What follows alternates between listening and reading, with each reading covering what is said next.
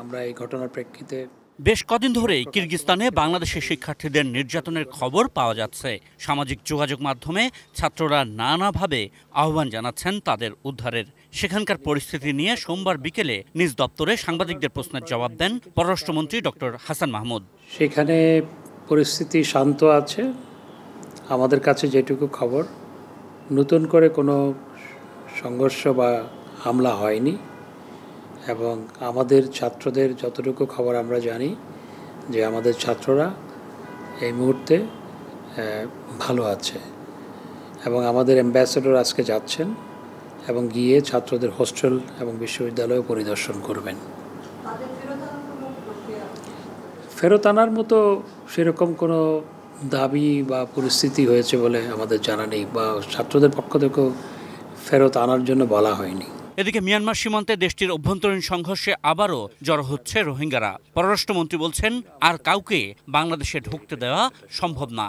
আমাদের পক্ষে আসলে আর রোহিঙ্গাকে গ্রহণ করা সম্ভবপর নয়। মায়ানমারের আউটগোয়িং অ্যাম্বাসেডর এসেছিল, তিনি আবার এখন ফরেন সেক্রেটারির দায়িত্ব নিতে যাচ্ছেন। তাকে আমি অনুরোধ করেছি যে তুমি যেহেতু টোটাল জিনিসটা জানো এবং ফরেন সেক্রেটারি বেটার ক্যাপাসিটিতে তুমি কাজ করতে পারবা উইদিন দ্য গভর্নমেন্ট, তাকে আমি যে পাইলট প্রকল্পের মাধ্যমে অন্তত রিপ্যাট্রিয়েশনটা শুরু করার উপর জোর দিয়ে আলোচনা করেছি। সোমবার মন্ত্রিসভায় সিদ্ধান্ত হয়েছে বাংলাদেশ অ্যাপোস্টাইল কনভেনশনে যুক্ত হবে। এর বাস্তবায়ন হলে বিদেশে উচ্চশিক্ষা নিতে যাওয়া শিক্ষার্থীরা সহ অন্যদের ভোগান্তি অনেক কমবে বলে জানান মন্ত্রী। এই কনভেনশনে আমরা যদি যুক্ত হই তাহলে আমাদের শিক্ষার্থীরা যে বিদেশে যায়, আমাদের অভিবাসী হওয়ার জন্য যারা যায়, তারপর আবার ফ্যামিলি রিউনিয়নের জন্য অনেকে তাদের স্ত্রী কিংবা সন্তানদের নিয়ে যেতে চায় এবং আরও নানাভাবে ভিসা পাওয়ার ক্ষেত্রে যে ডকুমেন্টসের প্রয়োজন হয়, সেই ডকুমেন্টসগুলো দেখা যায় যে আমাদের পররাষ্ট্র মন্ত্রণালয় থেকে অ্যাটেস্টেশন করার পর আবার সংশ্লিষ্ট দেশের এমবেসি থেকে করাতে হয়।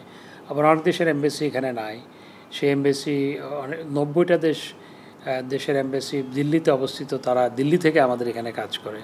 সুতরাং এই সমস্ত দেশে যখন কেউ যেতে চায় তখন দিল্লিতে যেতে হয়।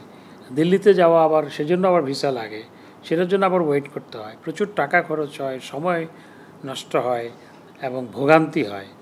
এবং আমরা হিসাব করে দেখেছি যদি আমরা অ্যাপোস্টাইল কনভেনশনে আমরা যুক্ত হই তাহলে বছরে 400 থেকে 500 কোটি টাকা সাশ্রয় হবে। সময় ভোগান্তি তো কমবেই, প্লাস অর্থনৈতিকভাবে 400 থেকে 500 কোটি টাকা খরচ কম হবে। এটা খুবই ভালো একটি সিদ্ধান্ত আজকে হয়েছে। Ashikur Rahman Apu, ATN news, Dhaka.